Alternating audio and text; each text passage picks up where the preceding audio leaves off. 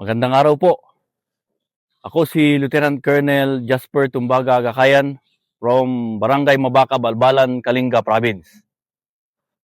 Ako po ang kasalukuyang Battalion Executive Officer ngayon ng 30th Infantry Fight-On Battalion.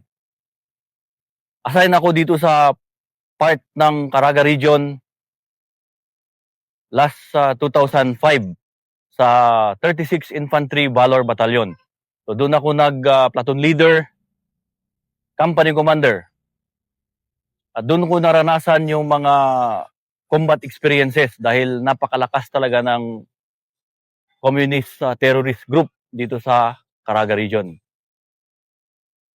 Pero ngayon bilang XO dito sa 30th Infantry Battalion, na-assign ako dito last sa 2020 at dito ko nakita yung effort ng ating kasundaluhan at dito ko na nakita yung last na encounter na nangyari sa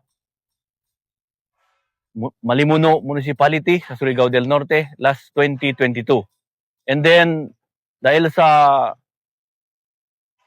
tagumpay ng 30th Infantry Battalion, nakamit natin yung insurgency-free province dito sa Surigao del Norte.